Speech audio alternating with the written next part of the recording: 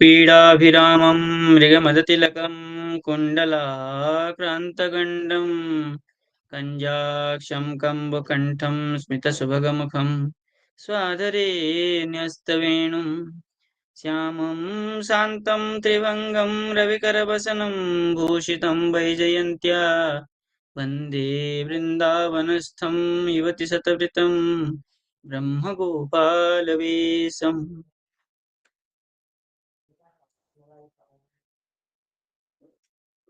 उपस्थित सभी वैष्णवों को प्रणाम।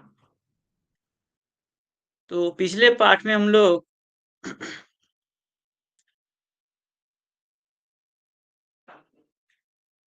प्रत्यक्ष, अनुमान, उपमान को अपने अपने कौन किस प्रमाण में अंतर्भूत किए थे। जैसे हमारे यहाँ तीन ही प्रमाण मानते हैं हम, प्रत्यक्ष, अनुमान और शब्द प्रमाण। इन्हीं तीनों प्रमाण में बाकी प्रमाणों को अंतर्भूत किया जाता है। जैसे उपमान को अनुमान में ही अंतर्भूत किया,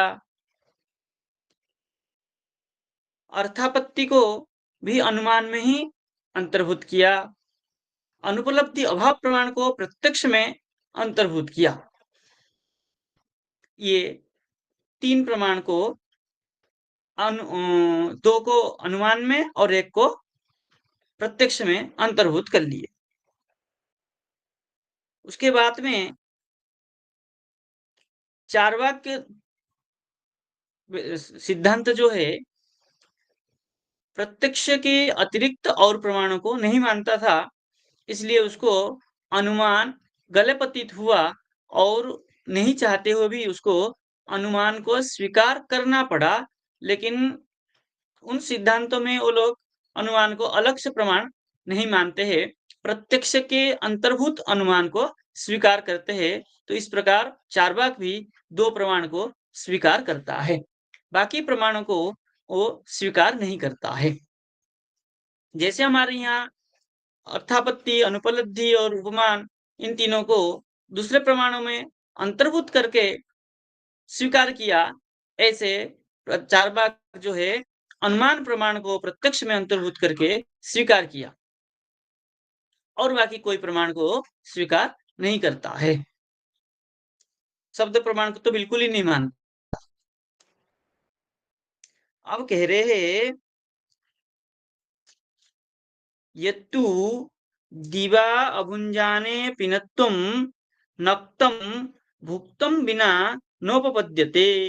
यत्तु करके दूसरे मत आके कह रहा है, यदि दिवा अभुञ्जाने पिनत्वं नक्तं भुक्तं विना नोपपद्यते, अतः पिनत्वा अन्यथा अनुपपत्ति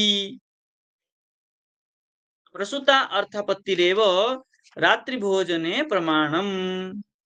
ये यत्तु करके दूसरा मत आके कह रहा है, दिवा अभुञ्जाने पिनत्वम, दिन में अगर नहीं भोजन करता है तो जो पिनत्व है, मोटा है, उसको देख करके नक्तम भुक्तम बिना नोपपद्यते, रात्रि को भोजन के बिना वो पिनत्व नहीं हो सकता है। मूल में चल रहे, मूल में चल रहे, मूल में चल रहे, मूल में नहीं, 7 नंबर की बात मूल, थोड़ा बस बस,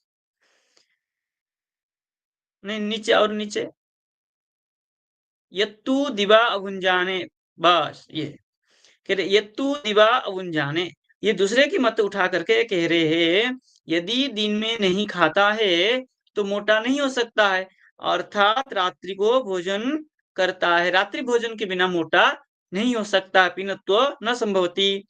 अतः पीनत्व अन्यथा अनुपपत्ति, जो है मोटा है उसका नहीं हो सकता है।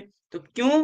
बोले प्रसूतार्थ अर्थापत्ति, प्रसूत इसलिए उससे उत्पन्न होता है अर्थापत्ति, बोले रात्रि भोजने प्रमाणम, उसका प्रमाण जो है रात्रि में भोजन करता है, ये प्रमाण है, नहीं तो पिनत्व नोपपद्यते, पिनत्व नहीं हो सकता है।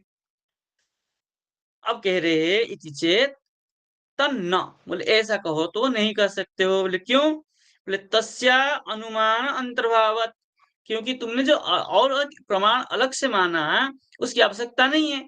तुम क्या कर रहे हो? अर्थात आपत्ति ये नहीं है, तो अनुमान ही तो लगा रहे हो कि रात्रि भोजन के बिना दिन में मोटा नहीं हो सकता है। तो अनुमान ही तो लगा रहे हो, तो अलग से अर्थापत्ति प्रमाण की मानने की आवश्यकता नहीं है। अयम रात्रौ न भुंक्ते न स दिवा भुंजनत्य सती पीनः।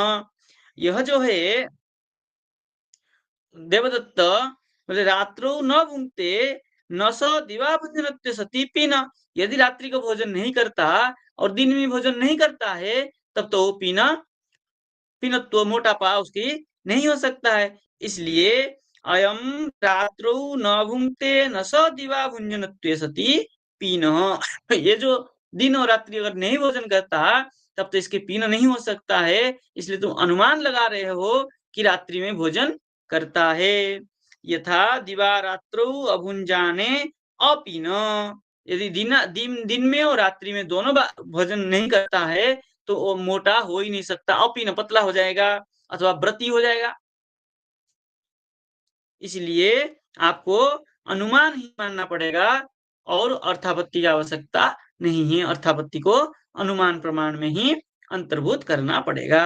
इसलिए कह रहे न चायम तथा तस्मात् तथा इति केवल व्यतिरेक अनुमान गम्यम एतत्। केवल व्यतिरेकी जो प्रमाण है अनुमान का ही, तो केवल व्यतिरेक प्रमाण में ही इसको अंतर्भूत करना पड़ेगा। अर्थापत्ति करके अलग प्रमाण की आवश्यकता नहीं है। देखिए इसकी टीका में लिख रहे हैं, स्पष्ट कर रहे हो। टीका में जाइए। हाँ, बोले अर्थापत्ते पृथक प्रमाणम प्रामाण्यम निराकरोति। अर्थापत्ति जो पृथक प्रमाण्य है उसको निराकरण कर रहे हैं, क्योंकि उसकी आवश्यकता नहीं है। यत्तु इति, यत्तु करके दूसरे की मत को बता रहे हैं। बोले पीनः देवदत्तः दिवा न भुंक्ते। बोले जो मोटा देवदत्त है दिवस में भोजन नहीं करता है। इत्यत्रापि न पृथक प्रमाणस्य आवश्यकता, आवश्यकता बोले यहाँ पर भी अलग प्रमाण का आवश्यकता नहीं है। क्यों? बोले तत्रापि पंचावय वाक्यस्य प्रयुक्तेन अनुमानांतर्गतत्वात्। वहां पर भी जो पंचावय वाक्य है उसके प्रयोग से अनुमान के अंतर्गत ही आ जाता है। अर्थापत्ति अलग प्रमाण की मानने की कोई आवश्यकता नहीं है। तत्र किम नाम पंचावयुक्तम, तो हमने कहा पंचावय वाक्य मानने से हो जाता है, तो पंचावय वाक्य क्या है? तो इति चेत उच्यते, तब उसका उत्तर दे रहे हैं। कह रहे हैं प्रतिज्ञा हेतु उदाहरण उपनय निगमनानि पंचावयवा। ये तर्क संग्रह न्याय शास्त्र से उठाया। बोले पंचावय क्या है? प्रतिज्ञा, हेतु, उदाहरण, उपनय, निगमन, ये 5 जो है इसको पंचावय वाक्य कहा जाता है। तो कैसा है वो? बोले पर्वतो बन्हिमान इति प्रतिज्ञा, पर्वतो बन्हिमान धूमात। यह वाक्य में यह जो अनुमान वाक्य है, इस वाक्य में कह रहे पर्वतो बन्हिमान, ये प्रतिज्ञा है। और धूमवत्वात्, ये हेतु है। क्यों? बोले साधन होने से। यो यो धूमवान स स बन्हिमान यथा महानस इति, महानस इति उदाहरणम। उदाहरण क्या है? बोले यो यो धूमवान, जो धूम वाला होता है, वह स स बन्हिमान, वह बन्हिमान होता है। तो बन्ही कहाँ कहाँ रहती है? पर्वत, चत्वर, गोष्ठ, गोष्ठ और महानस, ये 4 जगह बन्ही रहती है। यदि ये सब धूम वाला हो तो बन्ही वाला अवश्यम भावी। कह रहे हैं यो यो धूमवान, पर्वत, चतुर, गोष्ठ, महानस, ये धूमवान होने से स बन्हीमान, पर्वत, चतुर, गोष्ठ, महानस बन्ही वाला होता है। ये जो है उदाहरण के द्वारा प्रमाण करते हैं। जैसे महानस, पर्वत, चतुर, गोष्ठ, महानस कहा हमने 4, ये तो इसमें से जो महानस को उदाहरण लेकर कहा, महानस जब जब धुआं वाला देखा है, तब तब हमने बन्ही की प्रत्यक्ष वहां किया है। महानस मतलब पाकशाला। अब कह रहे हैं महानसे बह्नी धूमयोः साहचर्य प्रत्यक्षीकृतत्वात्, क्योंकि महानस में पाकशाला में रसोई घर में जब हमने बन्ही धुआं देखा, तब बन्ही देखा, तो बन्ही और धुआं को साथ में देखा, तो ये साहचर्य की हमने प्रत्यक्ष किया था, प्रत्यक्ष देखा था। घर में पाकशाला में इन दोनों को प्रत्यक्ष किया था। तथा च अयम, ये क्या है? उपनय, अर्थात यथा महानसे धूमे पर्वते बह्निरपि वर्तते तथा तत्रापि पर्वते धूम वर्तते, तस्मात् तथा निगमनम। चलिए, एक है कि अर्थात यथा महानसे धूमे वर्तते, जिस प्रकार महानस में पाकशाला में धुआं होता है, तभी तभी हमने बन्ही को भी देखा था, है कि नहीं? जब हमने धुआं देखा, तब हमने बन्ही देखा। उसी प्रकार तथा तत्रापि पर्वते धूम वर्तते, इसलिए जब धूम वहां है, तब क्या होगा? बन्ही भी होना होगा। इसको क्या कहते हैं? उपनय कहते हैं। कह रहे तस्मात् तथा इति निगमनम। तस्मात्, तस्मात् क्या है? बोले तस्मात् धूम सद्भावात् तथा बह्निमान अयम पर्वत इति। बोले धूम अगर सत हो, धूम यदि पर्वत में दिख रहा है, तब क्या होगा? करे धूम सद्भावात तथा बन्हीमान, यदि धूम सत है, अवच्छिन्न धारा से धूम निकल रहा है, इसका मतलब यहाँ बन्ही अवश्यम भावी है। इसी को क्या कहते हैं? निगमन कहते हैं। एवं अपि पीनो देवदत्त, इसी प्रकार पीनो देवदत्त है। पीनो देवदत्त दिवान भुंक्ते तत्रापि अनुमानस्य प्रवृत्ति।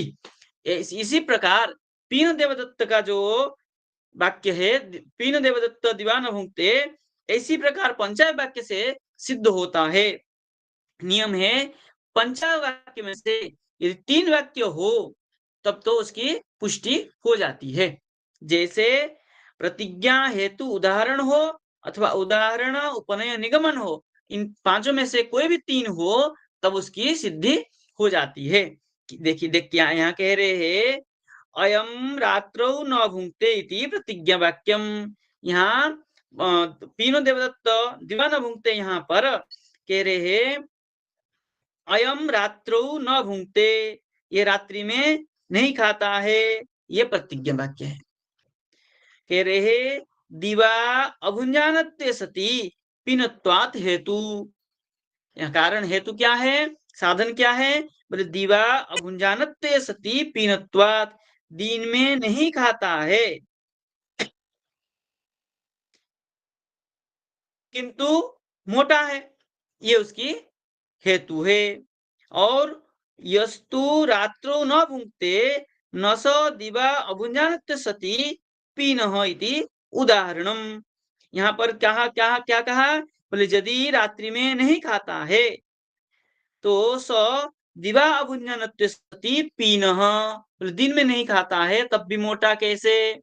ये उसका उदाहरण दे रहे हैं। और यथा दिवारात्रो अभुंजाने भी अपीन, कह दिवारात्रो यदि नहीं खाता है तो पीन नहीं हो सकता है, ये उपनय है। इति उपनय न च अयम तथा, न च अयम तथा, ये क्या था? उपनय था। और तस्मात् तथा इति निगमनम, बोले दिवा मुजानतु सती अपि न इति केवल व्यतिरेकी अनुमानम एतत्। बोले केवल व्यतिरेक, तस्मात् तथा में जो कह के दिया, दिवा अमुजानत्व सती अपि न इति केवल व्यतिरेकी अनुमानात्, केवल व्यतिरेकी अनुमान होने से कि दिवा अमुजानत्व सती अपि न, तो इसमें देखिए अयम रात्रो न भुंक्ते प्रतिज्ञा वाक्य तो इसमें है नहीं है, क्योंकि रात्रि में वो खाता है। दिवा अमंजानतु सती पीनत्वात् हेतु, ये भी नहीं है। तो 3 क्या क्या क्या है इसमें? उदाहरण उपनय निगमन, ये तीनों है। उदाहरण क्या लिया? बोले यस्तु रात्रौ न भुंक्ते न स दिवा अभुजानत्व सती पीनः, ये जो उदाहरण लिया, ये उदाहरण इसमें घट रहा है। क्या कह रहा है? रात्रौ न भुंक्ते, यदि रात्रि में नहीं खाता, न स दिवा भुंजनत्वे, और दिन में भी दिन में इसका मतलब खाता है, तो इसलिए पीन है। ये उदाहरण तो बैठ रहा है इसमें। और दिवारात्रौ अभुंजाने अपीन, यदि दिन रात में नहीं खाता तो पीन नहीं होता, इसका मतलब एक बार वो खाता है, ये भी इसके अंदर घट रहा है। तस्मात् तथा भुंजानत्वे सति अपीन, दिन में नहीं खाता तो मोटा नहीं हो, रात्रि रात्रि न भुंक्ते, रात्रि तो खाता नहीं है, इसका मतलब दिन में खाता है, तो दिन दिन में जो खाता है ये इसके अंदर केवल व्यतिरेक के अनुमान की सिद्धि होती है। तो तीन प्रमाण सिद्ध, तीन अपव्यय सिद्ध होने से इसके ऊपर ये घट गया। और क्या हो गया, उपमान प्रमाण जो आपने अलग से अर्थापत्ति प्रमाण जो अलग से आपने माना, इसकी मानने की आवश्यकता नहीं है, क्योंकि ये केवल व्यतिरेकी अनुमान है। अब प्रश्न कह रहा है किम नाम व्यतिरेकी अनुमान, बोले आपने कहा केवल व्यतिरेकी अनुमान है, तो हमें तो केवल व्यतिरेकी अनुमान ही पता नहीं, तो केवल व्यतिरेकी अनुमान क्या है, तो कह रहे हैं इति चेत उच्यते, तब उसको उत्तर दे रहे हैं। बोले केवल व्यतिरेकिणः लक्षणम निरूपितम अन्नम भट्टेन, अन्नभट्ट तर्क संग्रह, अन्नभट्ट जो न्याय आचार्य है, उन्होंने अपने तर्क संग्रह ग्रंथ में लिखा है, यत व्यतिरेकी मात्र व्याप्तिकम, केवल व्यतिरेकी, जो केवल व्यतिरेक प्रमाण के द्वारा व्याप्त होता है, उसी को केवल व्यतिरेकी प्रमाण कहते हैं। जैसे यथा पृथ्वीतरेभ्यो विद्यते गंधवत्वात्, यदि इतरेभ्यो न विद्यते न तत् गंधवत्, पृथ्वी गंधवत्वात्, गंधवती पृथ्वी, ये उसका लक्षण है पृथ्वी का। पृथ्वी कैसी है, बोले गंधवती पृथ्वी, गंध वाली पृथ्वी। ये देखिए, गंध जो है केवल पृथ्वी में ही है, पृथ्वी अतिरिक्त और कहीं नहीं है।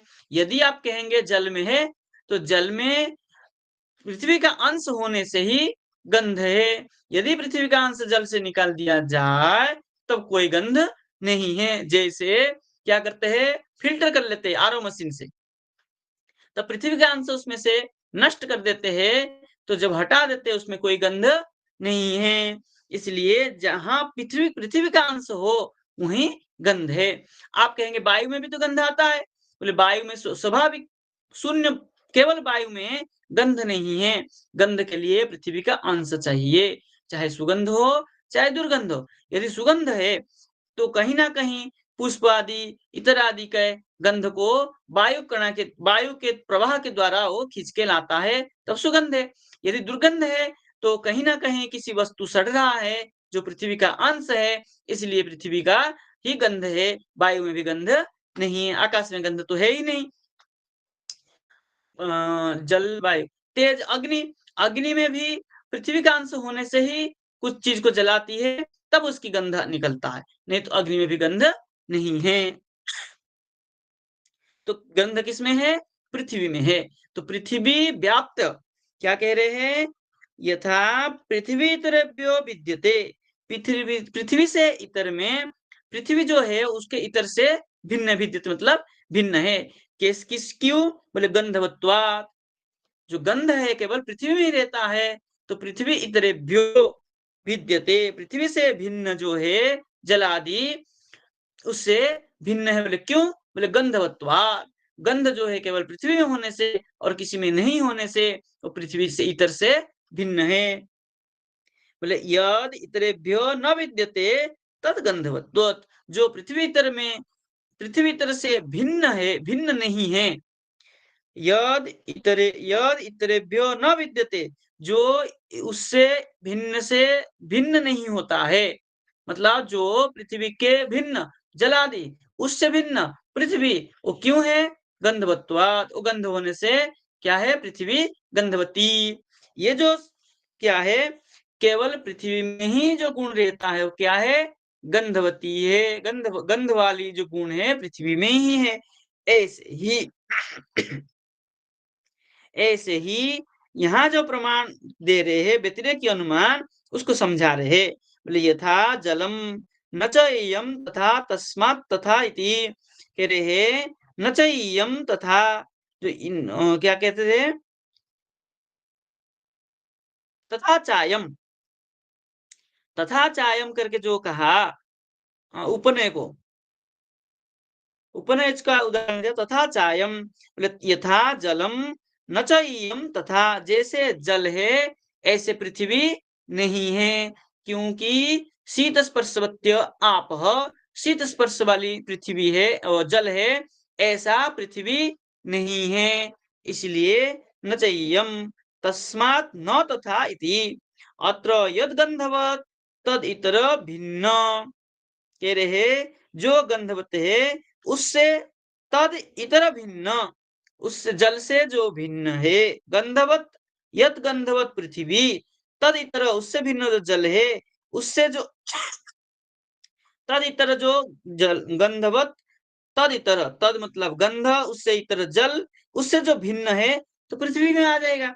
तो इति अन्वय दृष्टांत, ये अन्वय दृष्टांत है यहाँ, जो कि नहीं है, इसलिए पृथ्वी मात्र से पक्षत्वात्, यहाँ पृथ्वी मात्र जो है पक्ष है, जो कि गंध वाली है, इसलिए गंध वाली पृथ्वी जो गंध है, पृथ्वी गंध वाली जो पृथ्वी है, पृथ्वी में जो गंध गुण है पृथ्वी तर कहीं नहीं है। इसी प्रकार पीनो देवदत्त दिवाना भुंक्ते इत्यत्र, पीन देवदत्त जो मोटा देवदत्त है वो कैसे है, बोले दिवा न भूंगते, दिन में भोजन नहीं करता है, तो दिवस भोजन का जो निषेध है किसमें, देवदत्त में है, इसलिए और कैसा है वो, पीन है, इसलिए पीनत्व तो केवल देवदत्त में है, और उससे भिन्न जो है यज्ञ दत्त आदि, उससे क्या है, ये इतर है, यज्ञ दत्त आदि इतर देवदत्त, उसमें पीनत्व गुण है, और निषेध किसका है, बोले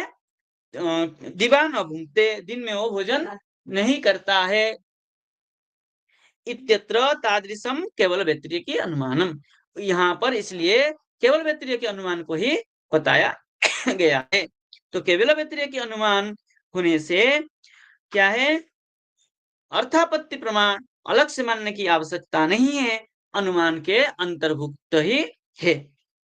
अब कह रहे हैं अनुपलब्धि न पृथक प्रमाणम, अनुपलब्धि को भी पृथक प्रमाण मानने की आवश्यकता नहीं है। मूल मूल ऊपर चलिए, ऊपर चलिए, मूल में 9 नंबर पेज, बस, नहीं नहीं नहीं नहीं, ज्यादा ऊपर चले गए, 9 नंबर पेज में चलिए, बस, ठीक ठीक ठीक है। अब कह रहे हैं अनुपलब्धि न पृथक प्रमाणम, अनुपलब्धि भी पृथक प्रमाण नहीं है, तो क्या है, बोले वो चाक्षुष होने से प्रत्यक्ष प्रमाण ही है ना।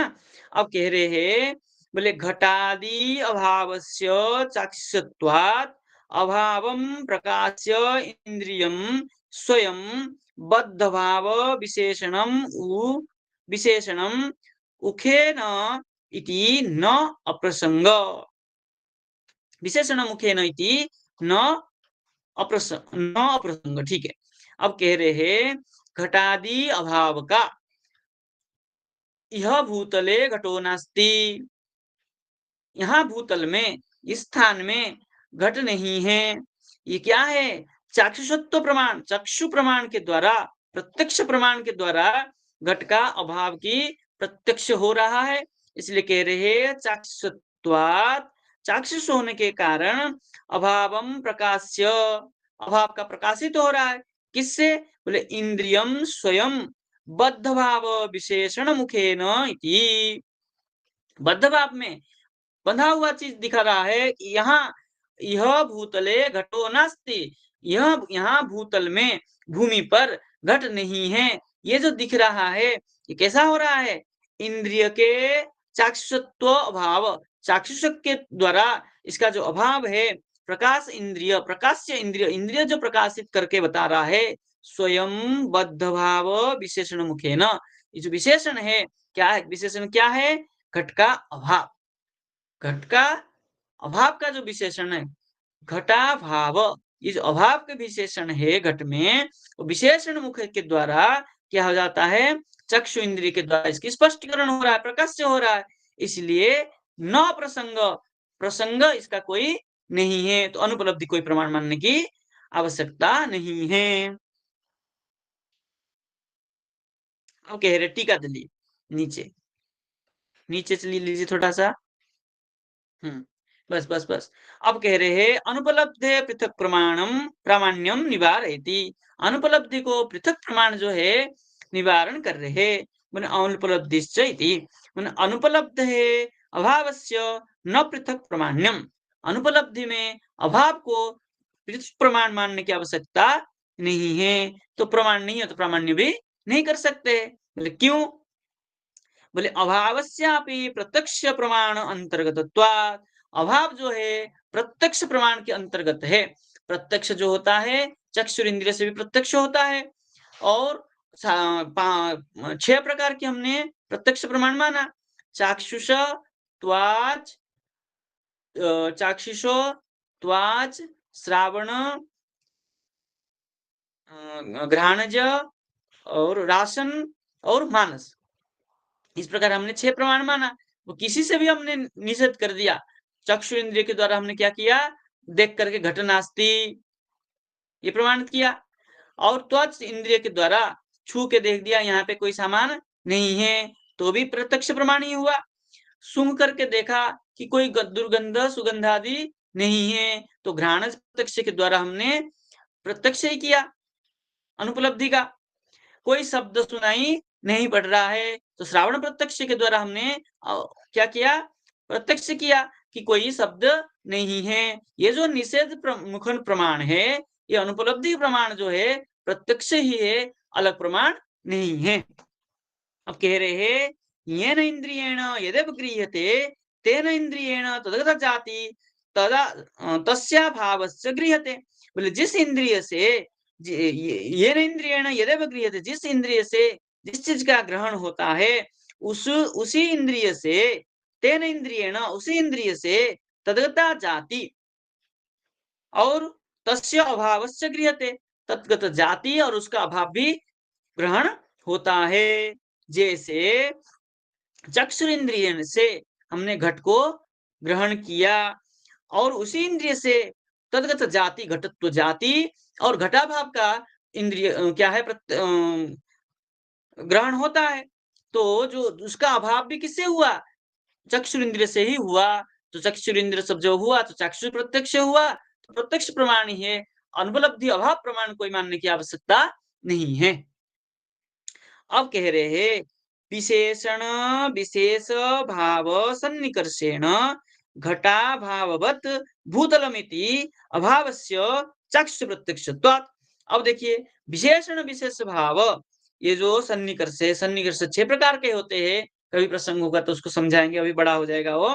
तो विशेष विशेषण भाव जो सन्निकर्ष है वो सन्निकर्ष के द्वारा घटा भावत भूतलम, घटाभावत भूतल जो है वो किससे अभाव उसका जो अभाव का प्रत्यक्ष किससे हुआ?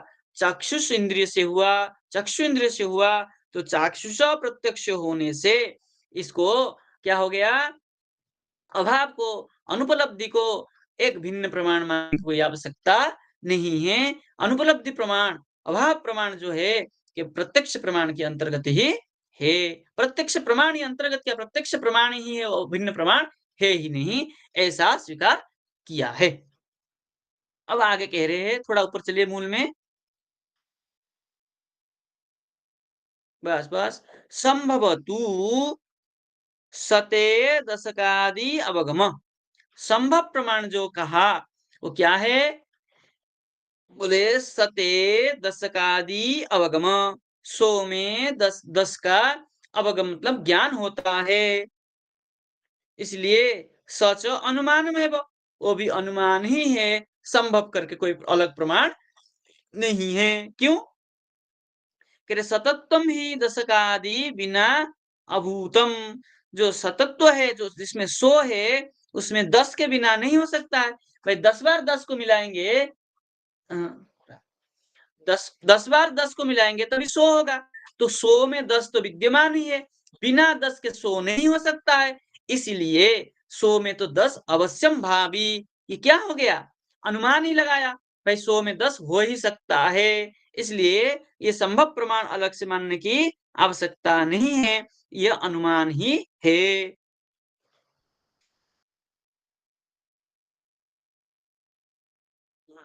नीचे चलिए। बोले सभा संभव प्रमाणम अनुमाने अंतर्भावयति। बस बस बस बस ठीक है। बोले संभव जो है अनुमान में ही अंतर्भाव होता है। कैसे? बोले सते दशकम संभवती। जो 100 में 10 हो सकता है। बोले उभय अविनाभाव संबंध बसात। अब देखिए 100 जो है 10 के बिना नहीं हो सकता है, और 10 है मतलब 100 भी हो सकता है। 10 को 10 बार मिला देंगे तो 100 हो जाएगा। तो 10 के बिना 100 नहीं हो सकता है, और 100 जो है 100 में 10 अवश्यंभावी है। तो दोनों दोनों क्या है? अविनाभाव है। किसी के बिना किसी की कार्य नहीं हो सकता है। अब कैसे? ऐसा तो नहीं कह सकते। 100 के बिना 10 नहीं हो सकता है। 100 के बिना 10 हो सकता है, लेकिन 10-10 मिलके ही 100 होगा। इसलिए 10 के बिना 100 नहीं हो सकता है। ठीक है ना? किंतु 100 के बिना 10 हो सकता है, लेकिन वहां भी उसकी परिपूरक चाहिए। इसलिए कह रहे हैं ये भी क्या है? अनुमान ही है। इसलिए कह रहे हैं अविनाभाव संबंध नाम तादात्म्य संबंध। अविनाभाव संबंध जो है तादात्म्य संबंध है। 100 में 10 होता है, किस भाव से, किस संबंध से होता है? बोले तादात्म्य रूप में होता है। जैसे तादात्म्य संबंध 100 में 100 रहना, जिस चीज में जो रहना, जैसे घट में घट रहना, घट और मनुष्य में मनुष्य रहना, ये तादात्म्य संबंध है। मनुष्य में मनुष्यत्व धर्म रहना, वो भी तादात्म्य संबंध से ही रहेगा। घट में घटत्व रहना तादात्म्य संबंध से ही रहेगा। अन्य संबंध से भी रह जाता है, लेकिन घट में घटत्व तादात्म्य संबंध से ही रहता है। बोले किम नाम तादात्म्यम इति चेत भेद भेद सहिष्णु अभेद संबंध इति। बोले जो भेद का सहिष्णु है, उनका जो भेद कर देने पर भी वो सहन योग्य होता है, उसको तादात्म्य संबंध कह सकते हैं। 100 में से 10 को निकाल दिया जाए, 100 में से 10 को अलग कर दिया जाए, तब भी कोई आपत्ति नहीं, 90 रह जाएगा। ठीक है नहीं? तो सहिष्णु है। 100 में जो भेद सहिष्णु है, जिसको भेद करने में सहन योग्य होता है, उसको अभेद संबंध कहा जाता है। बोले अत्यंत भेदे सति न तादात्म्यम। जब अत्यंत भेद हो जाए, है ना, जब अत्यंत भेद हो जाए तो न तादात्म्यम, तो अत्यंत भेद होने पर तादात्म्य नहीं रह सकता है। जैसे घट को घट से निकाल दिया जाए तो तादात्म्य संबंध खत्म हो जाएगा। घट से घट को नहीं निकाल सकते, मनुष्य से मनुष्य को नहीं निकाल सकते हैं, है कि नहीं? ऐसे ही 100 में से 10 को निकाल देंगे तो 100 नहीं रहेगा, 90 हो जाएगा, है ना? इसको तादात्म्य संबंध कहते हैं। इसलिए 100 में 10 तो अवश्यम भावी है, इसी को तादात्म्य संबंध कहा जाता है। बोले यथा स्व क्या है? स्व स्वत गोत्वयोः अश्वत गोत्वयोः। अश्व में अश्व क्या है? अश्वत गोत्वय, अश्वत गोत्वय। देखिए अश्वत्व और गोत्व, इन दोनों में, अश्वत्व में अश्व और गोत्व में गो, ये तो रहते हैं, ये तादात्म्य संबंध से रहते हैं। बोले कैसे? बोले अत्यंतम अभेद सती न तादात्म्यम।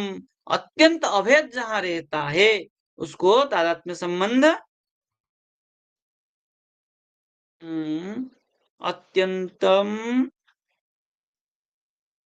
अभेदम सती न तादात्म्य। मतलब अत्यंत अभेद जहां नहीं रहता है, वो तादात्म्य संबंध नहीं होता है। जैसे घटत्व कलशत्व, घटत्व और कलशत्व एक ही बात है। तो घटत्व में घट, कलशत्व में कलश, घटत्व में कलशत्व, ये क्या है? तादात्म्य संबंध से ही रहेगा। घटत्व और घट जिसको कहते हैं, कलश से भी उसको ही कहते हैं। तो घटत्व में जो कलशत्व है, इन दोनों का तादात्म्य संबंध है। घटत्व धर्म घट में रहता है और कलशत्व धर्म भी घट में ही रहता है। तो दोनों जो धर्म है वो एक ही वस्तु में रहने से उनको अलग नहीं कर सकते। इसलिए कह रहे हैं भेद क्या है? बोले सहिष्णु अभेद एवं तादात्म्य संबंध। जिसका सहिष्णु भेद सहिष्णु अभेद एवं बोले जिसका भेद जो है सहिष्णु, जिसका भेद क्या हो जाए? सहिष्णु मतलब सहन करने योग्य हो वो और अभेद्य अभेद असहिष्णु हो तो उसको क्या कहते हैं? तादात्म्य संबंध कहते हैं। इसको थोड़ा सा न्यायिक भाषा में कहें तो तादात्म्य संबंध मतलब स्व में स्व रहना ही तादात्म्य संबंध है। घट में घट रहना, पट में पट रहना, घटत्व में घटत्व रहना, क्या है? अश्वत्व में अश्वत्व रहना, यही तादात्म्य संबंध है जिसको कभी भेद नहीं कर सकते हैं। इसी को तादात्म्य संबंध कहा जाता है। उसी प्रकार यथा सिंसपात्व वृक्षत्वयोः। सिंसपा क्या है?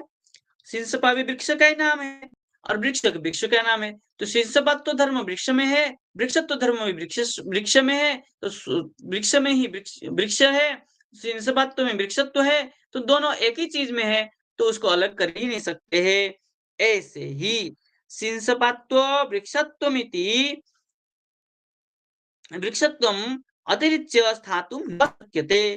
बोले सिंसपत्व और वृक्षत्व जो है वो भिन्न होकर के नहीं रह सकते हैं क्योंकि वृक्षत्व और सिंसपत्व एक ही चीज है। घटत्व और घटत्व कलशत्व वे एक ही चीज है। मनुष्यत्व नरत्व एक ही चीज है। तो इसमें इसको छोड़ के वो रह ही नहीं सकता है। इसलिए न शक्नोति तदवत सतत्वम दशकत्वम अतिरिच्य न संभवितु अर्हति। जो सतत्व है वो दशकत्व को छोड़ के नहीं रह सकता है क्योंकि शतकत्व से अगर दशत्व निकाल दिया जाए तो नव्यत्व हो जाएगा, नवतित्व हो जाएगा। इसलिए उसके बिना वो नहीं रह सकता है। तो तादात्म्य होकर रहता है। तो तादात्म्य संबंध होने से इसको संभव करके कोई मानने की आवश्यकता अलग प्रमाण पृथक प्रमाण नहीं मानने कोई आवश्यकता नहीं है। इसलिए इसको किसमें अंतर्भूत कर लिया? बोले अनुमान में ही अंतर्भूत कर लिया। क्यों अनुमान लगाया? क्या लगाया? बोले सो है, इसका मतलब इसमें 10 अवश्यम भावी है। दशकत्व जो है इसमें तादात्म्य संबंध से रहता है, ये अनुमान से सिद्ध हो जाता है। तो संभव करके अलग करके प्रमाण मानने की आवश्यकता नहीं है। अब कह रहे मूल में चलिए। बस बोले ऐतिहन्त्व निर्दिष्ट वक्तृकत्वेन सांसक्तिकत्वात् न प्रमाणम। बोले ऐतिह्य जो है, ऐतिह्य प्रमाण जो है जिसको हम प्राचीन लोग कह के आए हैं इतिहास में, उसी को हम मान के चल रहे हैं। तो ऐतिह्य प्रमाण जो है अलग प्रमाण मानने की आवश्यकता नहीं है। तो क्यों नहीं है?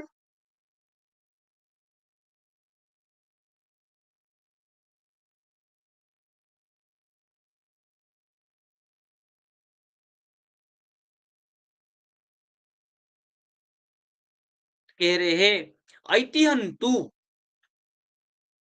अनिर्दिष्ट। जो ऐतिह्य है कोई निर्दिष्ट व्यक्ति का कथन तो है नहीं है। ऐतिह्य जो है कोई निर्दिष्ट व्यक्ति तो कहा नहीं। वो क्या हो रहा है? प्राचीन से चल रहा है, सब लोग कह रहे हैं। इसलिए अनिर्दिष्ट वक्तृ होने से क्या हो गया? उसको प्रमाण नहीं माना।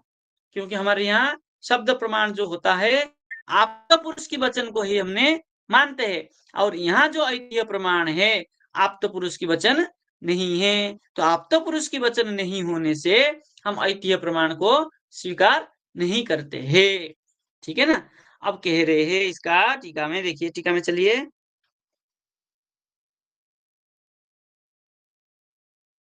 बस बस कह रहे हैं ऐतिह्यस्य प्रामाण्यम निराकरोति। बोले ऐतिह्य अनिर्दिष्टम इति। ऐतिह्य जो होता है अनिर्दिष्ट होने के कारण, बोले अज्ञात पुरुष वक्तृकत्वात् तादृशम ज्ञानम सांशयिकम। बोले अज्ञान पुरुष जो है, अज्ञात पुरुष किसने कहा, किस कोई नहीं जानता है, तो अज्ञात पुरुष के वक्तृक कथन होने से इसका ये जो ज्ञान, इस प्रकार ज्ञान जो होता है सांशयिक होता है, संशय पूर्ण होता है। हो भी सकता है, नहीं भी हो सकता है। क्या उदाहरण दिया था, क्या है, यह बटे यक्षत्वम। बोले यह वट वृक्ष में यक्ष निवसती, यह वट वृक्ष में यक्ष रहता है। बोले यक्ष तो किसी ने देखा ही नहीं। हो भी सकता है, नहीं भी हो सकता है। कि संशय ज्ञान होने से इसको पृथक प्रमाण मानने की आवश्यकता नहीं है। परंतु प्रमाण नाम यथार्थ अनुभव, प्रमाण जो होता है यथार्थ अनुभव को प्रमाण माना गया है। यथार्थ अनुभव प्रमा इति केशव स्वामी उक्तत्वात्। केशव काश्मीर भट्टाचार्य जी ने कहा है यथार्थ अनुभव प्रमा, और न्याय में भी यथार्थ अनुभव को ही प्रमा स्वीकार किया गया है। यथार्थ अनुभव को सबको ही प्रमा रूप में स्वीकार किया गया है। जो प्रमाण प्रमा होता है, जो ज्ञान होता है, उसी को हम प्रमाण कहते हैं।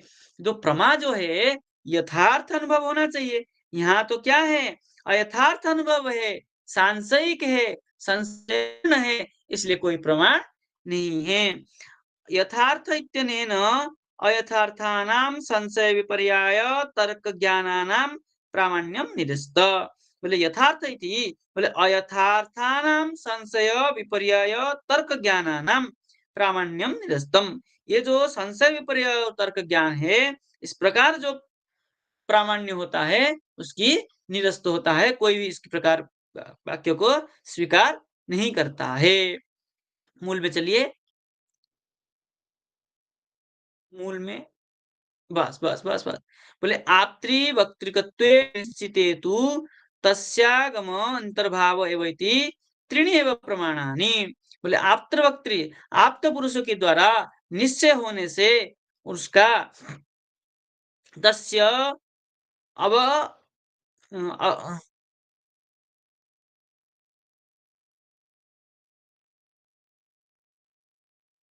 तस्य आगम अंतर्भाव, जो आप्तवाक्य होता है निश्चित होने से आगम, आगम प्रमाण जो है उसमें अंतर्भाव होता है। इसलिए ये तीन ही प्रमाण है। जैसे प्रत्यक्ष चानुमानं च शास्त्रं च विधागमं त्रयं सुविदितं कार्य धर्म शुद्धिमभिप्सिता। कह रहे प्रत्यक्ष, अनुमान और शास्त्र और विविधा आगम, ये शास्त्र और विविधा आगम जो है शब्द प्रमाण में आते हैं।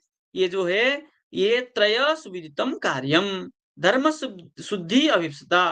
मतलब धर्म शुद्धि की जो चाहने वाले हैं, ये त्रय कार्यम सुविदितम, तीन कार्य को कहा सुष्ठु रूपेण विदितम ज्ञातम। ये तीन प्रमाण को ही अच्छे से जानते हैं। चलिए इसका टीका में लिख रहे हैं, स्मृति शास्त्रे चोक्तम अस्ति धर्म शुद्धिम अभिप्सता पुरुषेण प्रमाण त्रयम अंगीकर्तव्यम प्रत्यक्ष अनुमान आगमः प्रमाणानि इति। कह रहे स्मृति शास्त्र में ये जो श्लोक दिया है स्मृति का है, उक्तम अस्ति धर्म शुद्धि अभिप्सता, धर्म की शुद्धि को चाहने वाले, पुरुषेण पुरुष के द्वारा, प्रमाण त्रयम अंगीकर्तव्यम तीन प्रमाण को स्वीकार करना चाहिए। वो क्या क्या है, प्रत्यक्ष, अनुमान और आगम।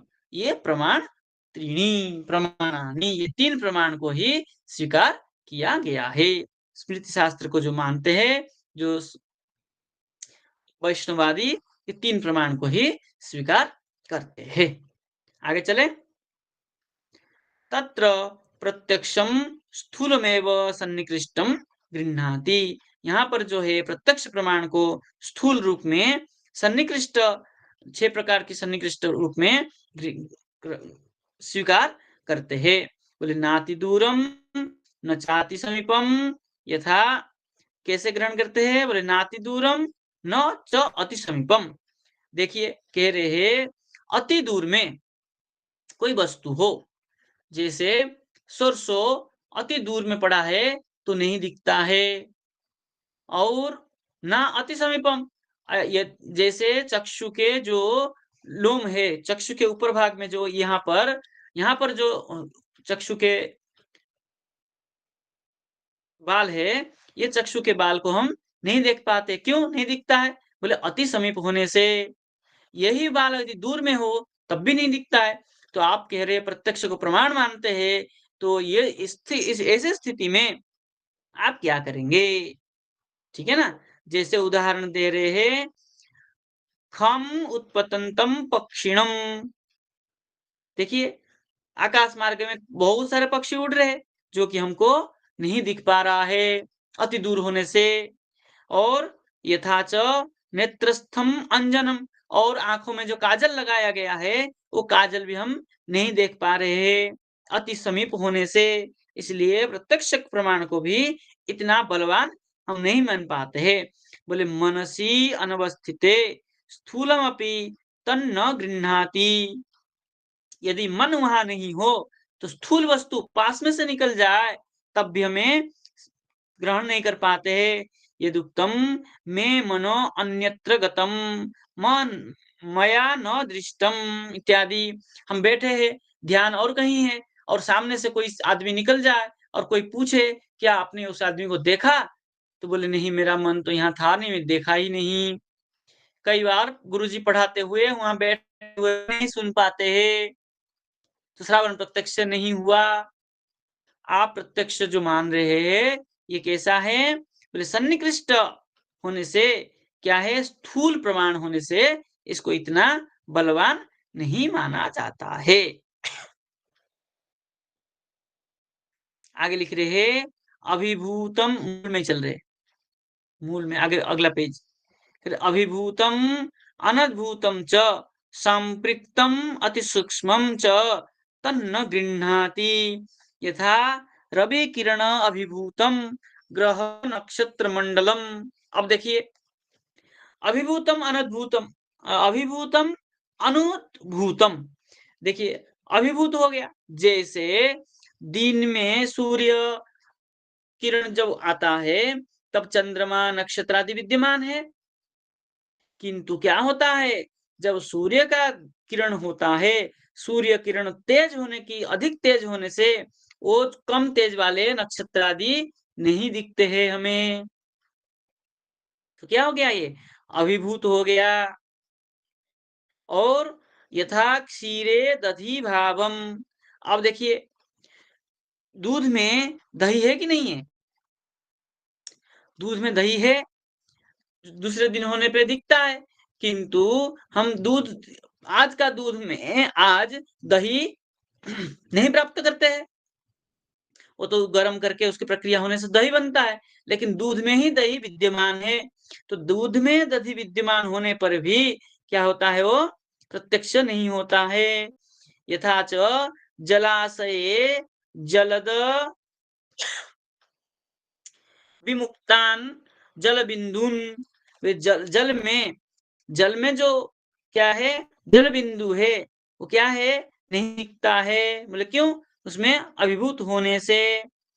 यथा परमाणु इत्यादि, परमाणु आदि भी जल में अभिभूत होने के कारण वो हम नहीं देख पाते हैं।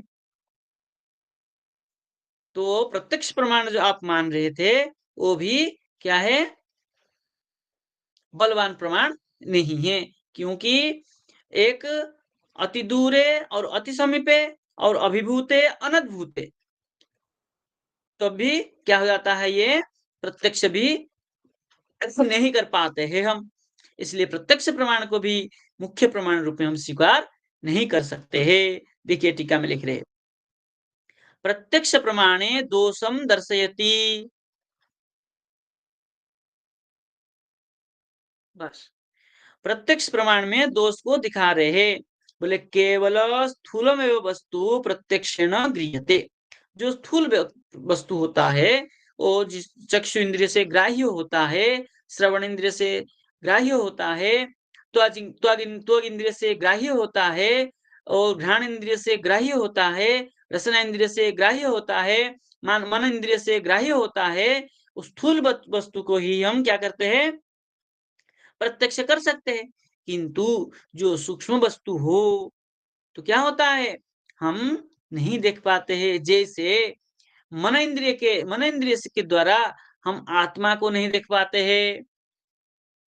क्यों? आत्मा मानस प्रत्यक्ष तो है, मानस प्रत्यक्ष तो है, अनुभव करता है मैं हूँ, आंख बंद करके भी कोई पूछता है, अंधेरा कमरे में कोई बैठा हो, कोई पूछता है क्या इस कमरे में कोई है, तब वो स्वयं कहता है कि मैं हूँ। लेकिन होने पर भी वो अपने स्वरूप को मानस इंद्रिय के द्वारा भी प्रत्यक्ष नहीं कर पाता है। क्यों? अति सूक्ष्मत्वात्, है ना? इसलिए कह रहे हैं प्रत्यक्ष जो है इतना बलवान नहीं है, क्योंकि उसमें दोष है। कह रहे कुत्रचित् स्थले सतामपि वस्तुनां प्रत्यक्ष न भवति। किसी किसी स्थल में वस्तु होने पर भी क्या होता है, प्रत्यक्ष नहीं होता है। जैसे इस गृह में क्या है, वायु है, वायु होने पर भी पंखा चलने पर तो हम अनुभव कर पाते हैं। बिना पंखे की हम बंद कमरे में वायु की अनुभव नहीं कर पाते हैं।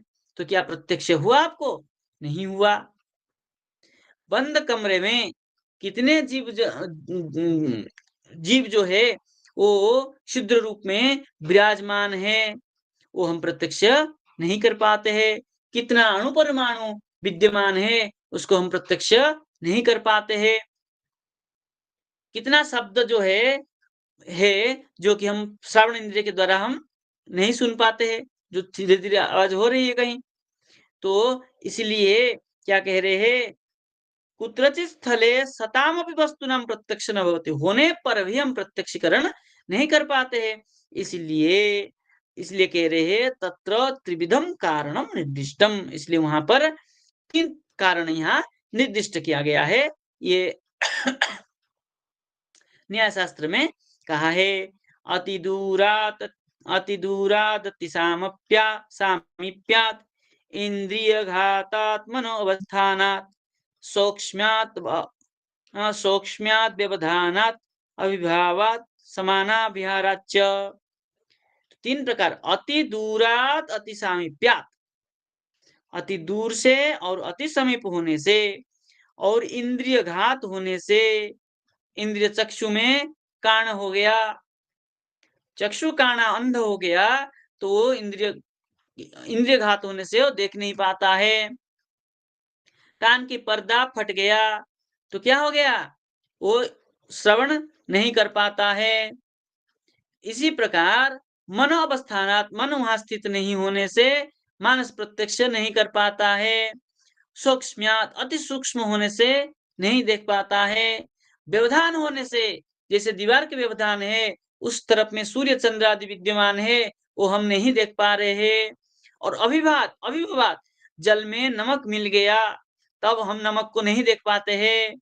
और समानाभिवारत, समाना होने से, जैसे नमक और बूरा, नमक का पाउडर वाला नमक और बूरा मिला दिया जाए तब भी हम उसमें से प्रत्यक्षीकरण नहीं कर पाते हैं, कर पाएंगे इसमें नमक और बूरा दोनों है बोल के, क्योंकि दोनों ही समान है, सफेद सफेद भी है, इसलिए हम अलग नहीं कर पाते हैं। तो इस प्रकार दोष होने पर क्या करते हैं, हम वस्तु की उपलब्धि प्रत्यक्षीकरण नहीं कर पा रहे हैं। उसी को समझा रहे हैं।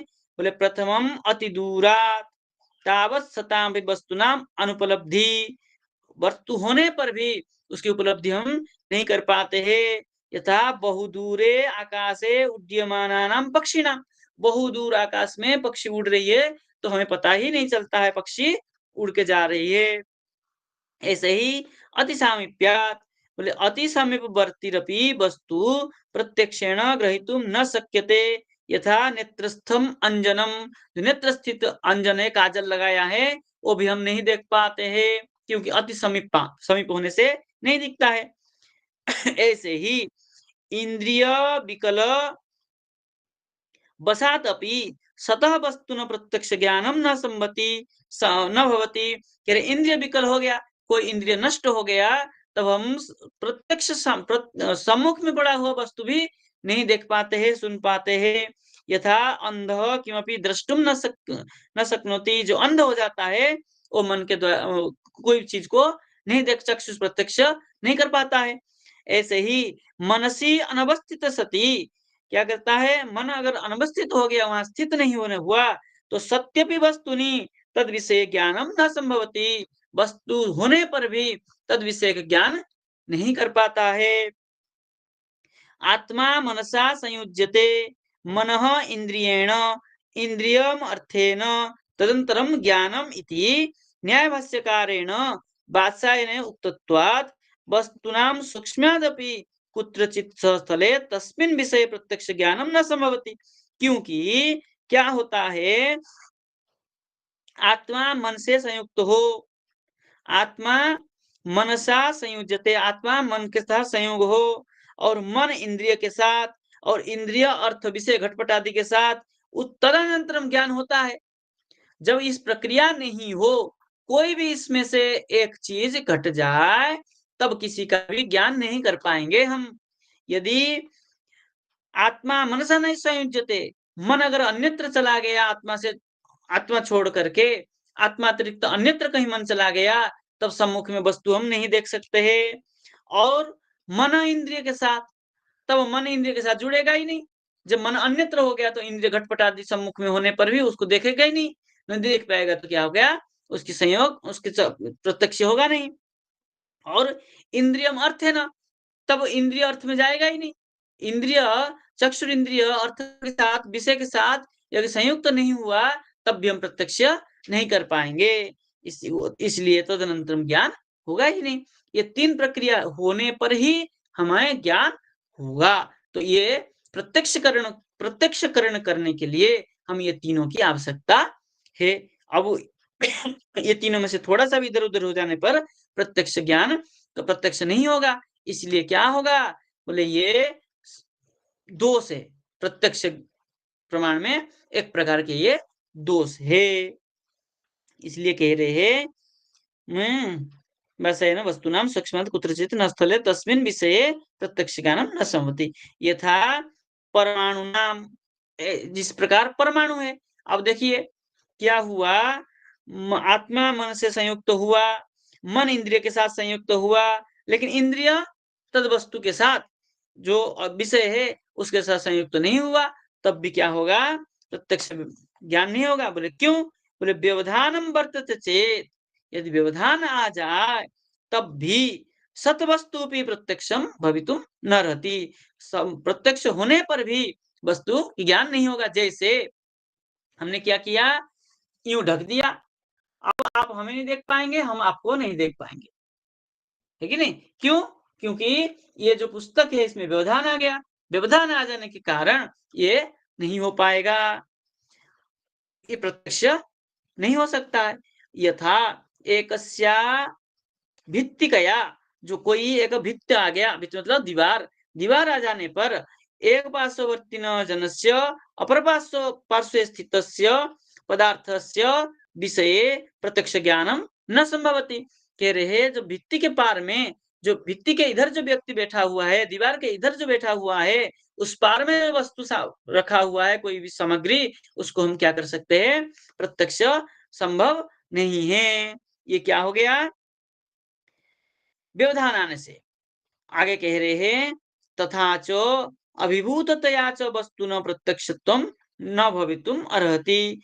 जैसे जो अभिभूत हो गया, जो जिसमें मिल गया, उसका भी हम क्या करते, प्रत्यक्ष नहीं कर सकते। जैसे रवि किरण अभिभूतानाम ग्रह नक्षत्र मंडलानाम, रवि किरण के, जो रवि किरण तेज किरण से, वो जो कम तेज वाले जो ग्रह नक्षत्र आदि उनका मंडल का क्या हो जाता है, अभिभूत हो जाने के कारण उसका प्रत्यक्ष नहीं होता है। और बोले समान विहारादपि सतपि वस्तु न प्रत्यक्ष ज्ञानम, समान व्यवहार हो, जैसे जल में जल डाल दिया हमने, जल क्या है, समुद्र का जल था, एक लोटा जल उसमें मिला दिए, क्या जो लोटा का जल आपने समुद्र में मिलाया था उस लोटा का जल निकाल सकते हैं। मान लीजिए समुद्र का खारा जल है और आपने प्यूरिफाई करके, फ़िल्टर करके 1 लोटा जल निकाला और समुद्र में डाल दिया। क्या समुद्र से वो मीठा पानी आप निकाल सकते हैं? बोले नहीं। बोले क्यों? बोले समान व्यवहार होने से। समान व्यवहार है दोनों का। जल जो है बराबर होने से उसमें से हम नहीं निकाल पाएँगे। उदाहरण दे रहे हैं, यथा पुष्करिण्याम जलबिंदुनाम। पुष्करिणी में बारिश का जल बिंदु-बिंदु करके गिरा। क्या वो बूंदों को आप अलग करके निकाल सकते हैं? बोले नहीं निकाल सकते। बोले क्यों?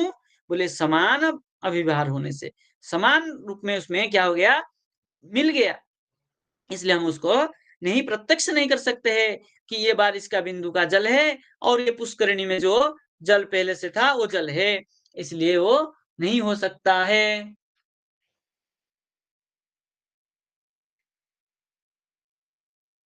तो कल जो है प्रत्यक्ष सन्निकृष्टम क्वचित व्यभिचरति, प्रत्यक्ष में जो सन्निकृष्ट होता है उसमें भी कुछ व्यभिचार होता है और इस व्यभिचारों को करते हुए हम कल ग्रंथ को, इस अध्याय को, प्रथम किरण को आगे अगला सत्र में करने की कोशिश करेंगे।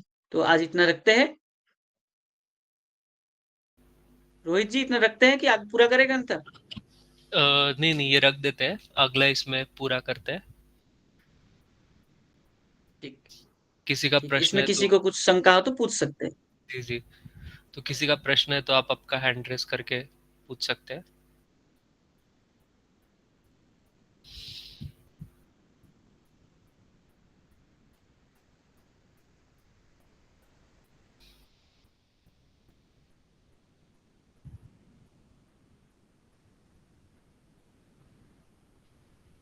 किसी का प्रश्न नहीं है शायद।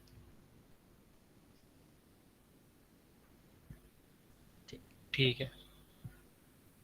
धन्यवाद गुरु जी। जय गुरु। राधे राधे। सभी वैष्णवों को राधे राधे।